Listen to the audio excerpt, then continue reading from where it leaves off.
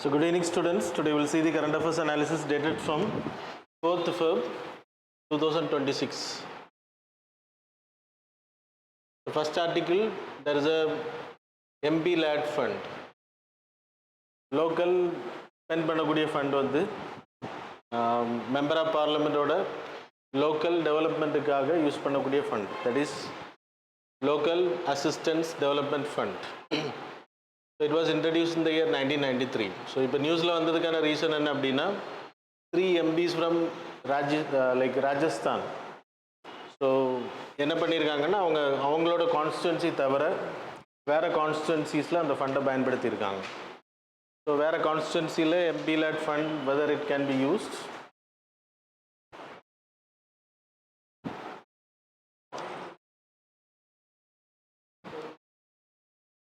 Okay, so we will discuss ஹரியானாவில் வந்து spend பண்ணியிருக்காங்க, ராஜஸ்தானை சேர்ந்த MPs. ஸோ இன்றைக்கி நியூஸில் வந்த ஆர்டிக்கிள். ஸோ அதை பற்றி இஷ்யூஸ் ரைஸ் பண்ணியிருக்காங்க, that's it came in news. So MP LAD ஃபண்டுன்னா 1993 இட் வாஸ் இன்ட்ரடியூஸ். ஒவ்வொரு தேர்ந்தெடுக்கப்படக்கூடிய MPs, that is Lok Sabha and Rajya Sabha. So they will have a yearly 5 crore rupees அவங்களுக்கு அலாட் பண்ண, அவங்க கையில் கொடுக்க மாட்டாங்க, அவங்களுக்கு அலாட் ஆகும். ஸோ இந்த வரக்கூடிய ஃபண்ட் அவங்க என்ன பண்ணலாம் அப்படின்னா, they can give directions or recommendations related to infrastructure development அவங்க கான்ஸ்டிடுவன்சியில் மெயினாக, that is water purpose, road infrastructure, school. ஒரு ப்ரைவேட்டுக்கு கிடையாது, மற்றபடி இந்த மாதிரி ஆக்டிவிட்டீஸ் அவங்க பண்ணலாம். ஸோ 5 crore அவங்க வந்து asset, that is social infrastructures. So create பண்ணுறது சோஷியல் இன்ஃப்ராஸ்ட்ரக்சர்னா ஹெல்த், எஜுகேஷன், ரோடு இன்ஃப்ராஸ்ட்ரக்சர்ஸ், அப்புறம் லைவ்லிஹுட் ஆப்பர்ச்சுனிட்டிஸ், இதை உருவாக்குறதுக்கு அவங்க அந்த ஃபண்டை யூட்டிலைஸ் பண்ணலாம். ஸோ இந்த ஃபண்டு யார் வந்து கண்ட்ரோல் வச்சுப்பாங்க அப்படின்னா, ஸோ இந்த fund released by ministry of statistics and programme implementation. இந்த ஃபண்டை வந்து 2.5 crore அப்படின்னு சொல்லிட்டு 2 டென்யூரில் வந்து ரிலீஸ் பண்ணுவாங்க. இதை ரெக்கமெண்ட் பண்ணக்கூடிய அத்தாரிட்டி, இப்போது நம்மளோட MP can recommend project for a school building கட்டி கொடுக்கறதுக்கு ரெக்கமெண்ட் தான் பண்ண முடியும். இந்த பணத்தை, இந்த பிளானை அப்ரூவல் பண்ணக்கூடிய authority, that is district collector, district authority, that is DC. சரி, அவங்க தான் வந்து அப்ரூவ் பண்ண முடியும். அவங்க அப்ரூவ் பண்ணால் மட்டும்தான் இந்த ஃபண்ட் வந்து ரிலீஸ் ஆகும். ஸோ MP கிட்ட இந்த ஃபண்டு போகாது, அது ஞாபகம் வச்சுக்கோங்க. ஸோ இவங்க வந்து இப்போது எக்ஸாம்பிள் எக்ஸ் கான்ஸ்டிடுவன்சின்னு வச்சுக்கோங்க. இந்த MP வந்து எக்ஸ் கான்ஸ்டிடுவன்சியை சேர்ந்தவர்னா அந்த ஃபண்டை அங்கே தான் யூட்டிலைஸ் பண்ண முடியும். ராஜ்யசபா MPயாக இருக்கார் அப்படின்னா he can utilize all over India. ஏன்னா he was not elected in a particular ஏரியாஸுக்குன்னு கிடையாது, all over India he can utilize. இப்போது லைக் அதர் MPs எடுத்துக்கிட்டிங்கன்னா, இப்போது எக்ஸ் ஸ்டேட்டில் இருக்கக்கூடிய MP XY கான்ஸ்டிடுவன்சியில் அவர் வந்து அதை பயன்படுத்தலாம் அப்படின்னு சொன்னேன். அட் த சேம் டைம் இதில் இருக்கக்கூடிய 50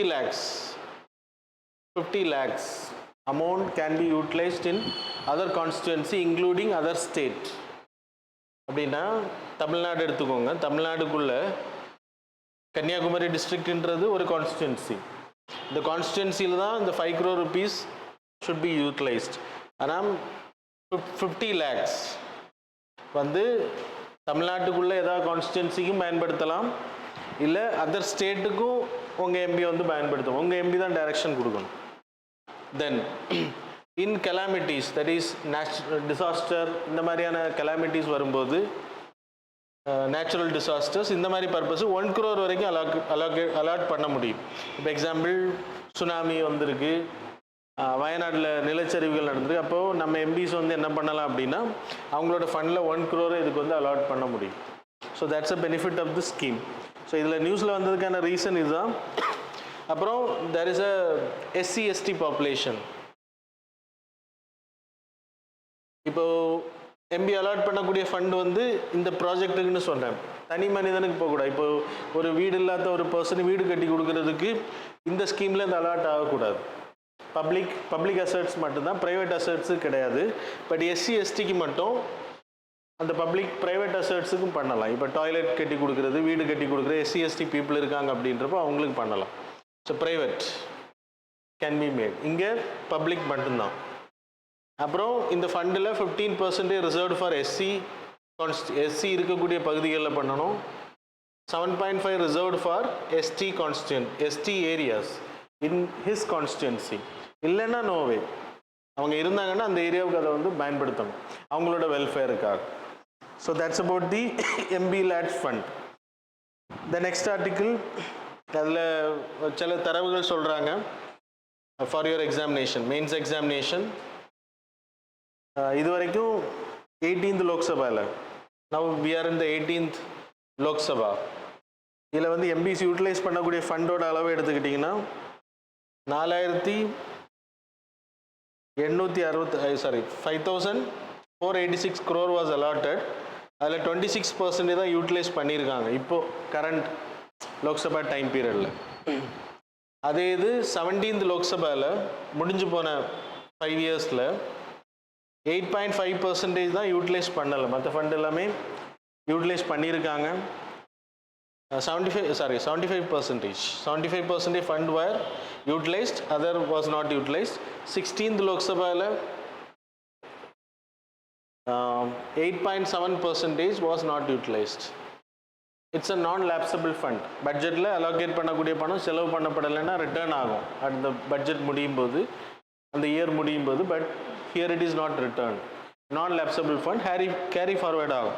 1 கோடி ரூபா பேலன்ஸ் இருக்குது அப்படின்னா அந்த 1 கோடி அடுத்த வருஷத்துக்கு கூட ஆட் ஆகும். 5+1. புரிஞ்சுதா? ஸோ இதில் 16th லோக்சபாவில் கம்மியாக தான் லேப்சபிளாக லைக் பெண்டிங் இருக்கக்கூடியது, மற்றது எல்லாமே செலவு பண்ணியிருக்காங்கன்னா இட்ஸ் அ குட் திங் தான். ஆனால் இதில் இம்பார்ட்டண்ட்டாக 3 பேரை மென்ஷன் பண்ணிடுறேன். சாந்த் பால்பீர் சிங் இப்போ இருக்கக்கூடியவங்க, இக்ரா சௌத்ரி, அப்புறம் தேஜஸ்வி சூர்யா, ஒரு பிஜேபி எம்எல்ஏன்னு நினைக்கிறேன், கர்நாடகா. இவங்க எல்லாம் இப்போது இந்த 18th லோக்சபாவில் அவங்களுக்கு அலோகேட் பண்ணப்பட்ட பணத்தில் 75% வந்து செலவு பண்ணிட்டாங்க, அலாட் பண்ணிட்டாங்க. ஸோ இது வந்து நீங்கள் வந்து you can utilise for MPLAT ரிலேட்டடாக மெயின்ஸ் எக்ஸாமினேஷனில் வந்து இதை கேஸ் ஸ்டடிக்கு பயன்படுத்திக்கலாம். So they are in the good performance category. சரியா? So that's about the article. அது மாதிரி இந்தியாவோட நெக்ஸ்ட் இண்டஸ்ட்ரியல் ஷிஃப்ட் அப்படின்ற நெக்ஸ்ட் ஆர்டிக்கிள், எலக்ட்ரான்ஸ் மாலிகூல்ஸ்லேருந்து எலக்ட்ரான்ஸுக்கு மூவ் பண்ணணும் அப்படின்ற. ஸோ சிம்பிளாக சொல்லணும் அப்படின்னா we are using coal energy. கோலை தான் அதிகமாக நம்ம டிபெண்ட்டாக இருக்கும். சைனா வந்து அதில் மாறிட்டாங்க, ரெனியூபிள் எனர்ஜியில் அதிகமாக ப்ரொடெக்ஷன் பண்ணுறாங்க. கோல் வந்து எப்படி எலக்ட்ரிசிட்டியாக நம்ம கன்வெர்ட் பண்ணுறோம், கோலை வந்து பேர்ன் பண்ணுவோம், அதுலேருந்து வரக்கூடிய ஹீட்டை வச்சு தண்ணியை ஹீட் பண்ணி ஸ்டீம் கிரியேட் பண்ணி டர்பைனை ரன் பண்ணி வி ஆர் ப்ரொடியூசிங் எலக்ட்ரிசிட்டி. இந்தியாவில் ப்ரொடியூஸ் ஆகக்கூடிய 73% electricity from the coal based இண்டஸ்ட்ரியிலேருந்து வருது.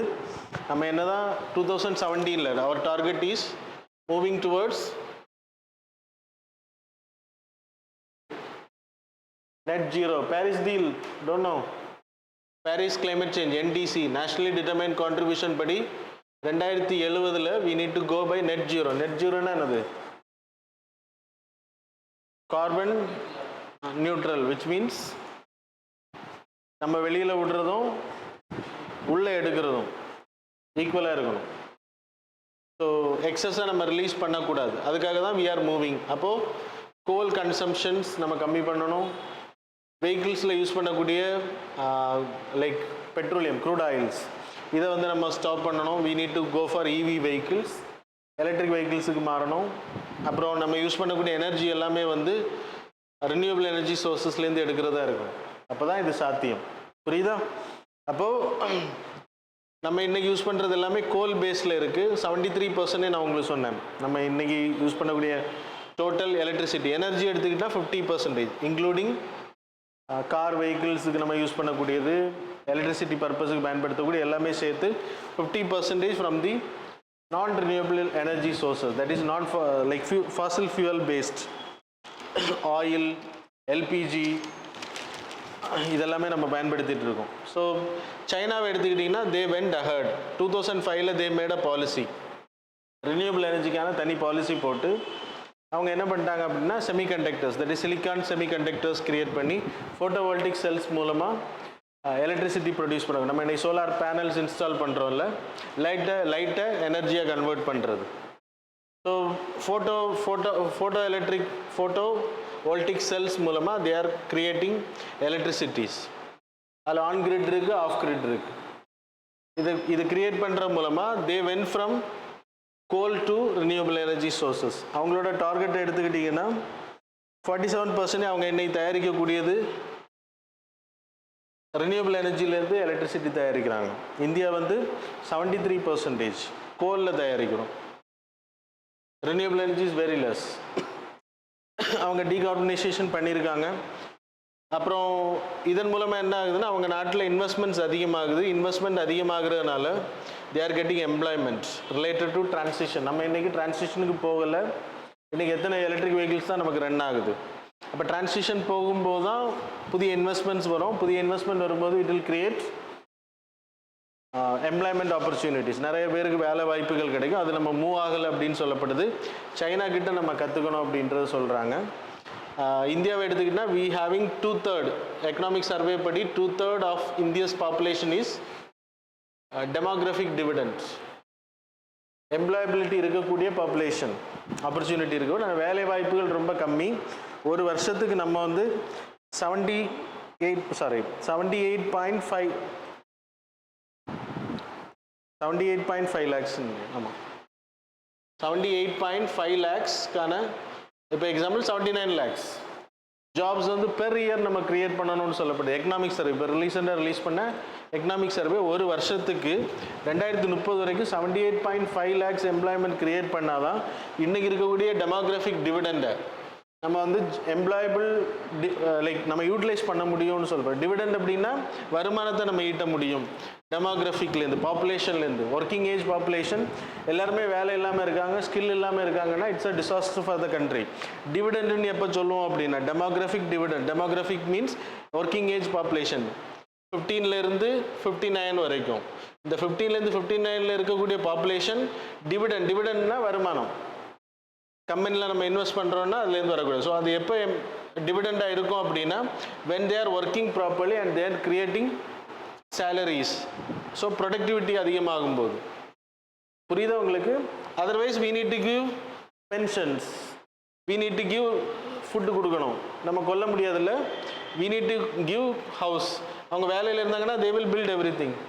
So it's a productive, they will pay tax for the country. So production for the country will grow. புரியுதா?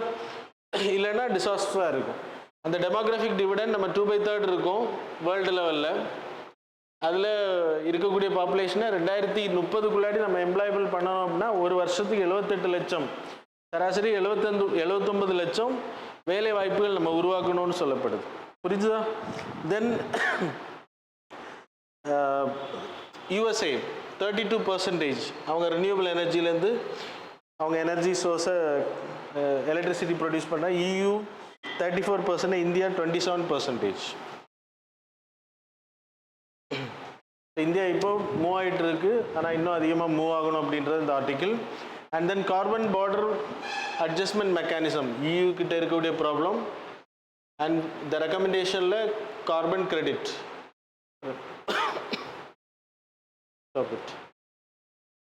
So carbon border management adjustment mechanism. So இது வந்து European யூனியனோட புதிய policy, புதிய rule Jan 1 நடைமுறைக்கு வருது. அவங்க கண்ட்ரிக்குள்ளாடி ஒரு கம்பெனி இருக்குன்னு வச்சுக்கோங்க. If they are producing steel paste product, அப்போ அவங்க என்ன பண்ணுறாங்க, ஸ்டீல், இப்போ example there is a company XYZ, அவங்க வந்து கார் தயாரிக்கிறாங்க. அவங்களுக்கு ஸ்டீல் தேவையா இல்லையா? ஸ்டீல் தேவை. அப்போ அவங்க என்ன பண்ணுவாங்க, ஸ்டீலை வந்து அவங்க தயாரிக்க மாட்டாங்க, இல்லைன்னா அவங்க ஒரு சப்சிடரி கம்பெனிக்கிட்டேருந்து வாங்குவாங்க. That is YABC. ஸோ இவங்க வந்து ஸ்டீலை எதில் தயாரிக்கிறாங்கன்னா கோலை எரிக்கிறது மூலமாக தயாரிக்கிறாங்க. That is a coal burning is must steel industry, அந்த ஹை ஹீட்டை கிரியேட் பண்ணுறதுக்காக.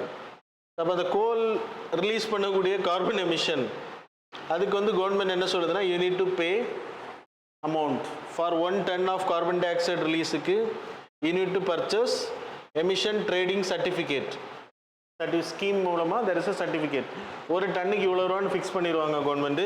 நீங்கள் எவ்வளோ ஒரு லிமிட் கொடுத்துருப்பாங்க. இப்போ 10 டன் வரைக்கும் நீங்கள் ரிலீஸ் பண்ணலாம். அதுக்கு மேலே நீங்கள் ரிலீஸ் பண்ணக்கூடிய ஒவ்வொரு டன்னுக்கும் யூ நீட் டு பே. அப்போது இந்த ஸ்டீல் பிளான்ட் என்ன பண்ணணும் அப்படின்னா they need to purchase a carbon emission trading certificate. இவங்க வாங்கணும். இப்போ இந்த ஸ்டீலை கொடுக்கும்போது இவன் வந்து அந்த காசை என்ன பண்ணுவான், அந்த ஸ்டீலில் இன்வால்வ் பண்ணுவான். ஏன்னா இவன் பே பண்ணுறான்ல அதுக்காக. அப்போ ஸ்டீலோட காஸ்ட் வில் இன்க்ரீஸ், காரோட காஸ்ட் இன்க்ரீஸ் ஆகும். இது அந்த கம்பெனி கட்டுப்படி ஆகாது. அதனால் அவங்க என்ன பண்ணுறாங்க அப்படின்னா they are moving towards some other country from India. இது வரைக்கும் அப்படி தான் பண்ணிகிட்டு இருந்தாங்க. இப்போ அங்கே வாங்க முடியாது, அதனால் எல்லாருமே வெளியிலேருந்து வாங்க ஆரம்பித்தாங்க. இப்போ டாட்டா கிட்டேருந்து வாங்குறாங்கன்னு வச்சுக்கோங்க. Tata steel from India, they are importing steel. So இந்தியாவுக்கு தான் அந்த டாட்டா ரெஸ்பான்சிபிள், அவங்களுக்கு கிடையாது. அதனால தான் என்ன பண்ணாங்க அப்படின்னா கார்பன் பார்டர் அட்ஜஸ்ட்மெண்ட் மெக்கானிசம்னு ஒன்று கொண்டு வந்தாங்க. வெளியிலேருந்து நீங்கள் ஸ்டீல் இறக்குமதி பண்ணாலும் என்ன இறக்குமதி, சிமெண்ட்டு, எலக்ட்ரிசிட்டி எதுவாக இருந்தாலும் கார்பன் டை ஆக்சைடு அவங்க ரிலீஸ் பண்ணுறாங்க அப்படின்னா அது இந்தியாவில் இருந்தாலும் சரி சைனாவாக இருந்தாலும் no matter it is, they need to pay a certificate, they need to pay for the certificate. Carbon di oxide எவ்வளோ ரிலீஸ் பண்ணுறாங்களோ அப்போ அது யாருக்கிட்ட சார்ஜ் பண்ண. இப்போ ஒரு டன் ஸ்டீல் அவங்க இறக்குறாங்க அப்படின்னா டாடா நிறுவனம் வெளியிடக்கூடிய கார்பன் டை ஆக்சைடு ஈக்குவலண்டாக that charge will be purchase from this company. அப்போ இந்த கம்பெனி வந்து பே பண்ணணும். அப்போ கம்பெனி என்ன பண்ணோம் அப்படின்னா டாடா ஸ்டீலில் வந்து அந்த காசை போடுவோம் எக்ஸ்ட்ராவாக. அப்போ டாடா ஸ்டீல் வந்து வாங்குறது லைக் இம்போர்ட் வந்து எக்ஸ்போர்ட் வந்து நடக்கிறது கஷ்டம். That's a problem. இப்போ அதுக்கு ஆல்டர்னேட்டிவாக இந்தியன் கவர்மெண்ட், இந்தியா என்ன ரெக்கமெண்டேஷன் பண்ணுதுன்னா இந்தியாவுக்குள்ளாடி நீங்கள் இதை பண்ணிக்கலாம். இப்போ டாட்டா வந்து 1 டன் ஸ்டீலை தயாரிக்கிறாங்க, அதுக்கு எத்தனை டன் எமிஷன்ஸ் பண்ணுறாங்க. இப்போ 2 டன் எமிஷன் பண்ணுறாங்க அப்படின்னா இந்த 2 டன்னுக்கு இந்தியாவில் இருக்கக்கூடிய ஒரு கம்பெனி, இப்போ example there is a company called as EZYX வச்சுக்கோங்க. இந்த company is a renewable based energy company, solar power create பண்ணுறாங்க. இப்போ இவங்க பண்ண investment is very high, they are producing carbon di oxide less productivity. அப்போ இவங்க என்ன பண்ணலாம் அப்படின்னா இவங்களுக்கு ஒரு 10 டன் ரிலீஸ் பண்ணுறதுக்கான ஒரு உரிமை இருக்கும், ஆனால் அவங்க அதை ரிலீஸ் பண்ணலை. அப்போ இதுக்கு வந்து அவங்க ஒரு சர்டிஃபிகேட் கிரியேட் பண்ணி இந்த சர்டிஃபிகேட்டை இவங்களை விற்கலாம். So Tata will pay for this company இந்தியாவுக்குள்ளாடி. அப்போ அந்த சர்டிஃபிகேட்டை நம்ம யூரோப்பியன் கண்ட்ரிஸ் கிட்ட காமிச்சா போதும், இந்தியாவில் இருக்கக்கூடிய ஒரு கம்பெனியில் ரினியூவபிள் எனர்ஜி கிரியேட் பண்ணதுக்கு இன்வெஸ்ட் பண்ணது மாதிரியே ஆச்சு, நம்ம இந்த கார்பன் பார்டர் அட்ஜஸ்ட்மெண்ட் மெக்கானிசத்தை தவிர்த்தது மாதிரியே ஆச்சு. So that's about this recommendations கொடுத்துருக்காங்க. நம்ம இன்னும் கோல் பேஸில் போகக்கூடாது, we need to move for electronic base. Electronic பேஸ்னால் இதான் solar, we need to move LED lights, silicon, photovoltaic cells, இந்த மாதிரியான விஷயங்களை நம்ம மூவ் பண்ணணும் அப்படின்றது ரெக்கமெண்டேஷனில் சொல்கிறாங்க. That's all. The next article இன்னும் இந்தியாவோட டேட்டாஸ் நான் சொல்லலை. ஓகே, இது ரிலேட்டட் தான்.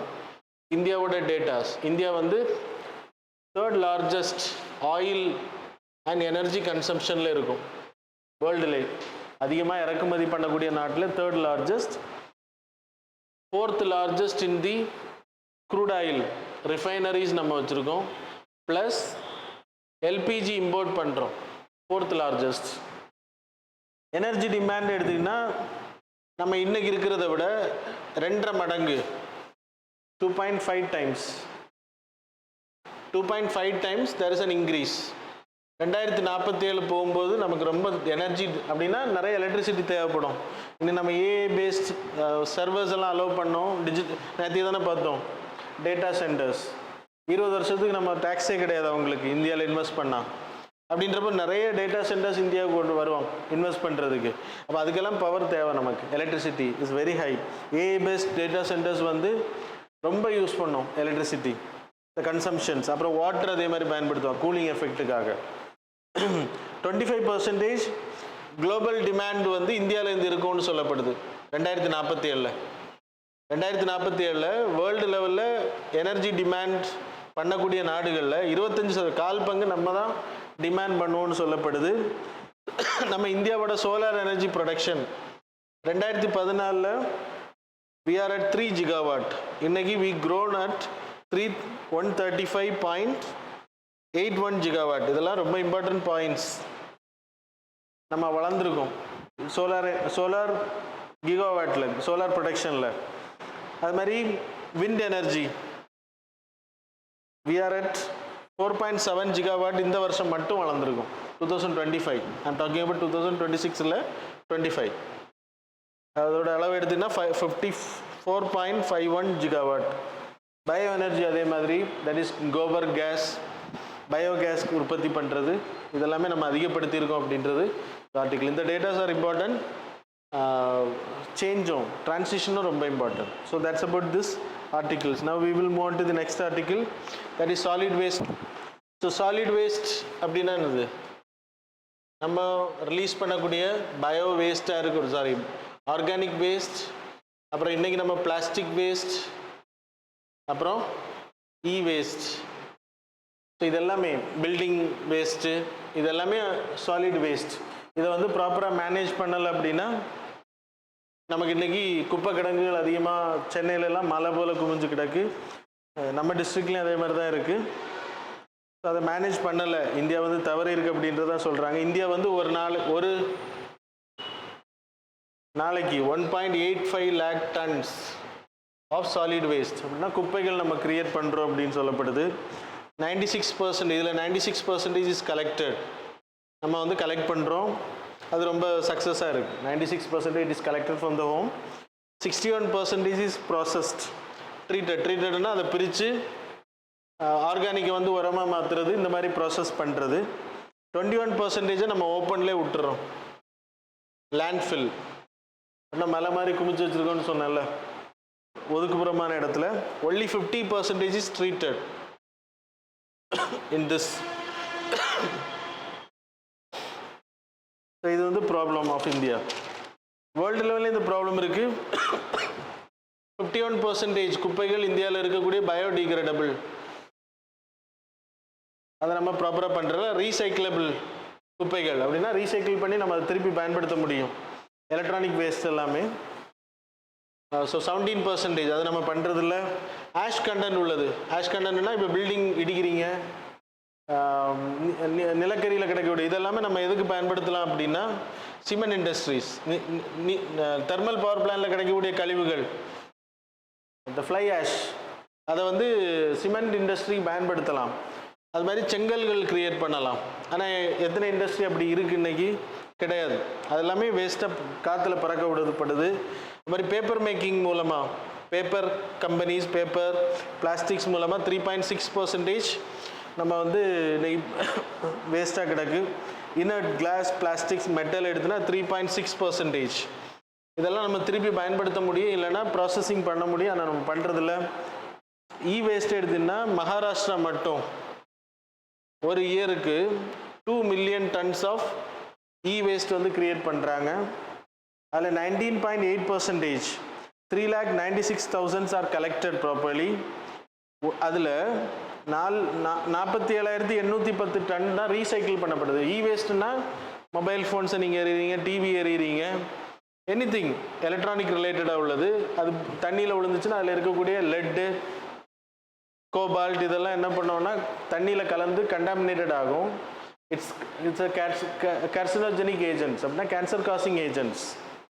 ஸோ அது வந்து ரொம்ப டேஞ்சர். பெயிண்டும் அதே மாதிரி தான், arsenic materials are there. So அது வந்து ரொம்ப டேமேஜ். இதை நீங்கள் வந்து ப்ராசஸ் பண்ணி அதை திருப்பி பயன்படுத்த முடியும்.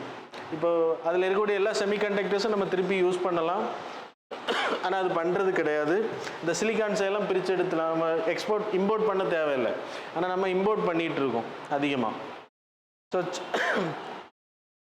பிளாஸ்டிக் ஓவர் ஷூட்டை எடுத்துக்கிட்டிங்கன்னா பாப்புலேஷன் 50% பாப்புலேஷனை தாண்டி நமக்கு இன்றைக்கி வேஸ்ட் அப்படின்னா கிட்டத்தட்ட நம்ம கலெக்ட் பண்ணக்கூடிய, நம்ம இன்றைக்கி சேமிச்சு 96% சொல்கிறோம்ல, வேர்ல்டு லெவலில் இருக்கக்கூடிய குப்பைகளை நம்ம கம்பேர் பண்ணும்போது 50% பாப்புலேஷன் கலெக்ட் பண்ண முடியாத அளவுக்கு எக்ஸீட் ஆயிடுச்சுன்றாங்க. அது வந்து 117 நாள் ஓவர் ஷூட் ஆயிடுச்சு. அப்போ இது இந்த 118வது நாள் நம்ம போனோம், புரியுதா உங்களுக்கு, கலெக்ஷனில். ஆனால் அது பாசிபிலிட்டி ரொம்ப கம்மி. அதில் அந்த அளவுக்கு குப்பை சேர்ந்துருக்கு அப்படின்றாங்க. 70 million tons of plastic in the environment ஓப்பனாக கிடக்கு, தண்ணியில், குளங்களில் இப்படி கொட்டியிருக்காங்க. 12 countries are responsible for the world mismanagement. அதில் இந்தியாவும் ஒன்று. தட்ஸ் யூ ஆர் லாஃபிங். China USA, third India, Brazil, Mexico. இதெல்லாமே top polluters, that is solid waste மேனேஜ்மெண்ட்டில் ப்ராப்ளமில் இருக்கக்கூடிய நாடுகள். சைனா இருக்குது, யூஎஸ் இருக்குது செகண்ட் பிளேஸில், தேர்ட் இந்தியா. இந்தியாவில் எடுத்துக்கிட்டால் we having a act that is rules, that is solid waste management rule 2016 release பண்ணப்பட்டது. சரியா? ஸோ இந்தியாவில் நம்ம சென்ட்ரல் பொல்யூஷன் கண்ட்ரோல் போர்டுன்னு ஒன்று வச்சுருக்கோம். It was created under the water pollution commission act. 1974 it was created. அவங்க தான் மேனேஜ் பண்ணிட்டு இருக்காங்க. அவங்க தான் ஒரு ரூல்ஸ் ரிலீஸ் பண்ணியிருக்காங்க, that is solid waste management rules 2016. இந்த ரூல்ஸ் படி இதில் ministry of environment and forest climate change under the act, environmental protection act 1986, அந்த ஆக்ட் படி ரூல்ஸ் மேக் பண்ணியிருக்காங்க என்னென்ன பண்ணணும் அப்படின்றது. அதில் 4 விதமான குப்பைகளை பிரிக்க சொல்லுவாங்க. கிச்சன் வேஸ்ட்டு தனியாக செக்ரிகேஷன் பண்ணுறாங்கல்ல, சானிட்ரி, அது சானிட்ரினா சானிட்ரி பேட்ஸ், ஹாஸ்பிட்டல் இதெல்லாம் வரும். அப்புறம் dry waste, that is plastic, paper, metal, glass, இதெல்லாமே ட்ரை வேஸ்ட்டு.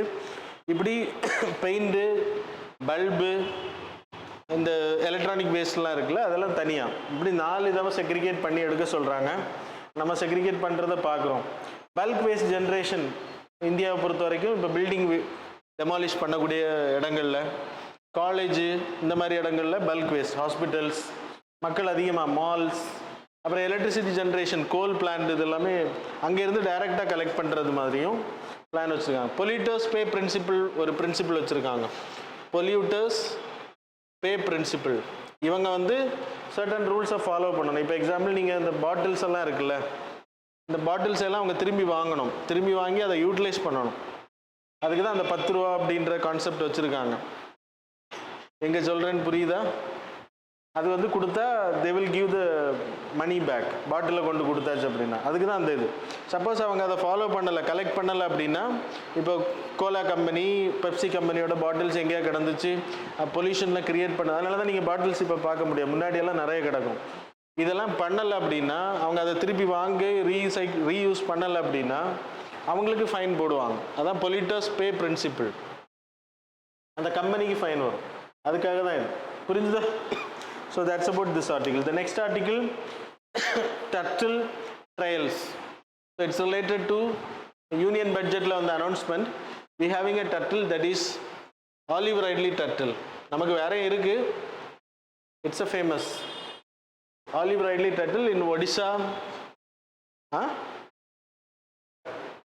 சில்கா லேக் ஒடிசாவில், அப்புறம் ஆந்திர பிரதேஷ், அப்புறம் கேரளா, இந்த கோஸ்டில் எல்லாமே, அது தமிழ்நாட்டிலேயும் சில பகுதிகளில் இருக்குது. இதை வந்து டூரிசம், ஈகோ டூரிசம் வந்து அனௌன்ஸ் பண்ணலாம். அப்படின்னா இதை போய் பார்க்குறதுக்கு, அந்த நெஸ்டிங் பிளேஸ், அது இனப்பெருக்கம் பண்ணுறதெல்லாம் பார்க்குறதுக்கு ஒரு டூரிசம் மாதிரி இது பண்ணலாம், ஃபண்டிங் பண்ணலாம் அப்படின்னு இப்போ அனௌன்ஸ் பண்ணியிருக்காங்க. That's it came in news. So இந்த ஏரியா இம்பார்ட்டன்ட். தட் இஸ் மேப்பில் நீங்கள் பார்க்கக்கூடியது அரிபாடா நெஸ்டிங் சைட்டுன்னு பேர். இந்த ஃபஸ்ட்டு பகுதி this area, Gahirmada Wildlife, Gahirmada Sanctuary. So it's a sanctuary for what? Olive ridley turtle. அது மாதிரி ருஷிகிலா, இந்த செகண்ட் இது இருக்கக்கூடிய பகுதி. ஸோ இந்த ரெண்டுமே இம்பார்ட்டன்ட். அரிபாடா நெஸ்டிங், நெஸ்டிங்னா நீங்கள் நினைக்கிற மாதிரி கிடையாது. 7.5 லட்சம் ஆமைகள் வந்து நம்ம ஊரில், இது ஆக்சுவலாக நம்ம ஊர் கிடையாது. எங்கேருந்து வருது? கோஸ்டாரிக்கா, மெக்சிகோலேருந்து வருது. வந்து முட்டை போட்டுட்டு போயிடும். அதுக்கு பிறகு ஒரு 1000 எண்ணம் கடலில் போகுதுன்னா, அந்த முட்டை பொறிச்சு 1000 எண்ணம் கடலில் போகுதுன்னா, ஒன்று தான் அடல்ட் வரைக்கும் வருமா, மற்றதெல்லாம் செத்து போயிடும். It's a carnivore. அதனால தான் it's NEET to be protected. அப்போ 1000 எண்ணம் இனப்பெருக்கம் பண்ணி வெளியில் வருது, முட்டையிலேருந்து வெளியில் வருதுன்னா, ஹேட்ச்லிங்ஸ் வருது அப்படின்னா, அது கடலில் போனதுக்கு பிறகு ஒன்று தான் சர்வைவ் ஆகுது, அந்த அடல்ட் ஏஜை அட்டைன் பண்ணுது அப்படின்றது. அதனால் அது need to be protected. It is in under vulnerable, IUCN vulnerable status. அப்புறம் இது வந்து கார்னிவோர். கார்னிவோர்னா என்னது? இட் வில் ஈட் ஃபிஷ், ஃப்ளஷை சாப்பிடக்கூடியது. சரியா? ஜெல்லி ஃபிஷ்ஷு சாப்பிடுது. அப்புறம் கடலில் இருக்கக்கூடிய மற்ற மீன் வகைகளை சாப்பிட்டு இது வளரக்கூடியது. சரியா? சைட்ஸில் அப்பெண்டிக்ஸ் 1ல் இருக்குது. இது இம்பார்ட்டன்ட். கன்சர்வேஷன். IUCN ஸ்டேட்டஸ் என்னது? வல்னரபிள். இப்போ தானே சொன்னேன், அப்புறம் வைல்ட் லைஃப் ப்ரொடெக்ஷன் ஆக்டில் இந்தியாவில் வி ஹேவிங் ஸ்கெடியூல் 1, அப்புறம் சைட்ஸில் அப்பெண்டிக்ஸ் 1 கேட்டகரியில் வச்சுருக்காங்க. ஸோ இதெல்லாமே இம்பார்ட்டன்ட் ரிலேட்டட் டு. அப்புறம் we having an operation called as operation Olivia. இது இந்தியன் நேவி போட்ட operation, coast guard, Indian coast guard. எதுக்குன்னா இந்த ஆலிவ் ரைட்லி டர்டைல்ஸ் வந்து அந்த இடங்கள் எல்லாமே நம்ம டிஸ்டர்ப் பண்ணுறோம்ல, பீச் எல்லாம் போயிட்டு நம்ம டிஸ்டர்ப் பண்ணுறோம், அதனால அந்த டர்டைலால் சர்வே பண்ண முடியலை. அதுக்காக அந்த ஏரியாஸை டிஸ்டர்ப் இல்லாத சோனா அனௌன்ஸ் பண்ணி அந்த ஏரியாவை ப்ரொடெக்ட் பண்ணுறாங்க. அது வந்து முட்டை போடுறதுக்கான சில அந்த குழிகள் மாதிரி வெட்டி வைக்கிறாங்க, நெஸ்டிங்கை இவங்களே க்ரியேட் பண்ணி கொடுக்குறாங்க. So that's about this article. The next article, wetland as a national importance. இந்த வெட்லேண்ட்ஸ் ராம்சர் கன்வென்ஷனோட 1971 நடந்த Feb 2 வேர்ல்டு வெட்லேண்ட்ஸ் டே, அது இப்போ செலிப்ரேட் பண்ணோம். நமக்கு தெரியும் 1971 ராம்சர் கன்வென்ஷன் மீட்டிங் வந்து Feb 2 நடந்துச்சு. அதன் அடிப்படையில் தான் இது நடைமுறையில் இருக்குது இன்றைக்கி. எதுக்கு அப்படின்னா வேர்ல்டில் இருக்கக்கூடிய வெட்லேண்ட்ஸை கன்சர்வேஷன் பண்ணணும். வெட்லேண்ட்ஸ்னால் என்னது? தண்ணி நிற்கக்கூடிய அன்சேச்சுரேட்டட் ஏரியா. அப்போ தண்ணி அதிகமாக நிற்க விட்டா பாண்ட்ஸ், லேக்ஸ் இதெல்லாமே வரும். வேர்ல்டில் இம்பார்ட்டன்ட் வெட்லேண்ட்ஸ். எதுக்காக வெட்லேண்ட் ப்ரொடெக்ட் பண்ணப்படணும்? Ecological importance. மீன் வகைகள், அதை நம்பி இருக்கக்கூடிய பறவைகள், நிறைய விலங்குகள் அதை டிபெண்ட் பண்ணி இருக்கும். அந்த வெட்லேண்ட்ஸை பாதுகாத்த மாட்டது. வெட்லேண்ட்ஸை அழிச்சிட்டிங்க அப்படின்னா அந்த உயிரினங்கள் பாதிக்கப்படும். அப்புறம் நீங்கள் ட்ரைனேஜஸ் எல்லாம் விட்றீங்கல்ல, அதை ரீசைக்கிள் பண்ணும் wetlands. It will act as a recharge for the underground waters. அப்போ இது wetlands needs to be protected. அப்புறம் ஈக்கலாஜிக்கல், ஈகோ டூரிசம், இதை மாதிரியான பர்பஸுக்கு நம்ம பயன்படுத்தலாம். இப்போ என்ன நியூஸ் அப்படின்னா, இந்த வாட்டி theme important, traditional. The theme is wetland traditional knowledge அப்படின்னு கொடுத்துருக்காங்க. இதனால இந்த வாட்டி கொஸ்டின்ஸ் வர்றதுக்கு. இந்தியாவில் எத்தனை ராம்சர் கன்வென்ஷன் வெட்லேண்ட்ஸ் இருக்குது? 98. இப்போ ரீசெண்டாக அனௌன்ஸ் பண்ண 2, பாட்னா அப்புறம் சாரி தந்த் அப்படின்ற 2 வெட்லேண்ட்ஸ் வந்து இப்போ ரீசெண்டாக. ஸோ ட்ரெடிஷ்னல் நாலேஜில் இப்போ தமிழ்நாட்டில் we having a concept of தெப்ப குளம் இருக்குது, குளம் கான்செப்ட் இருக்குது. அந்த மாதிரி ட்ரெடிஷ்னலாக நம்ம இதுக்கு நம்ம வைக்கிறது இதுக்கு இல்லை, ப்ரொடெக்ஷன் ஃபார் பேர்ட்ஸ் கிடையாது. நம்ம குளிக்கிறதுக்காகவும் அண்டர் வாட்டர் ரீசார்ஜுக்காகவும் தண்ணியை நம்ம சேமிக்கிறோம். பழைய காலத்துலேருந்து நம்ம பண்ணிட்டோம். கேரளாவில் கென்னின்னு பேர், கேணின்னு சொல்லுவாங்க. ஆந்திர பிரதேஷில் ஸ்ரீகாகுளம் அப்படின்ற பிளேஸில் தெர் இஸ் அ ப்ராக்டிஸ். ராஜஸ்தானில் ஒரனேட் ஸ்டெப் வெல்ஸ், ஸ்டெப் டேங்க்ஸ்னு சொல்லுவாங்க. அது ஆர்கிடெக்சரில் இம்பார்ட்டன்ட். நார்த் ஈஸ்டில் சபோ சிஸ்டம், நாகாலாண்டில் பேம்பூ ட்ரிப் இரிகேஷன், மணிப்பூர், மேகாலயாவில் ப்ராக்டிஸ் பண்ணுறாங்க.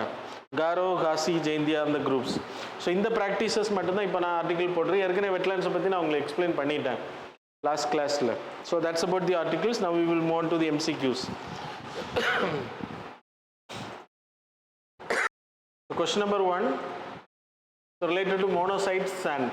So with reference to the monocyte sand in India, consider the following statements. Statement number 1, monocyte is a phosphate mineral commonly found in India coastlands. Statement number 2, it contains radioactive elements such as thorium and uranium. Third statement, it is abundantly found in Himalayan river valleys of North India. Statement number 4, mining and regulations of monocyte are strictly controlled by the Department of Atomic Energy. Which of the statements given above are correct? Options are A, 1 and 2 only, B, 1, 2 and 4 only, C, 2 and 3 only, D, none of the above. Question number 2, with reference to the Finance Commission of India, consider the following statement. Statement number 1, it is an ad hoc body constituted every 5 years or earlier if required. Statement number 2, the recommendations are legally binding on the Government of India. Statement number 3, it decides the distribution of taxes between the center and states, among the center and the states. Which of the statements given above are correct? Options are A, 1 and 2 only, B, 2 and 3 only, C, 1 and 3 only, D, all of the above. Question number 3, which of the following correctly distinguishes debt to GDP ratio from the fiscal deficit? So options are A, debt to GDP is a flow variable, fiscal deficit is a stock variable. B option, debt to GDP measures total outstanding liabilities, fiscal deficit measures annual gap. C option, both measures the same concept but it is different units, in different units. D option, fiscal deficit includes private sector debt, debt to GDP does not. Question number 4, With reference to the El Nino, consider the following statements. Statement number 1, it is a climate pattern that describes the unusual warming of surface waters in the eastern tropical Pacific Ocean. Statement number 2, the trade winds are stronger than usual, pushing warmer water towards Asia. Statement number 3, in India, El Nino causes weak rainfall and more heat. How many of these statements given above are correct? Options are A, only 1, B, only 2, C, all the 3, D, none of the above. Question number 5, related to bond deal. Regarding government bond deals, consider the following statement. Statement number 1, when bond prices rise in the secondary market, their yields rise. Statement number 2, a steepening yield curve always indicates expectation of higher growth. Statement number 3, if inflation expectations rise, nominal bond yields may rise even when the policy is unchanged. Which of the statements given above are correct? Options are A, 2 and 3 only, B, 1, 2 and 3 only, C, 1 and 2 only, D, 3 only. So that's all. Now we will see the answers for the previous. Question number 1, answer is A. Question number 2, answer is A. Question number 3, answer is A. Question number 4, answer is B. Question number 5, answer is C. So that's all about the current affairs and MCQ. Thanks a lot for joining with us.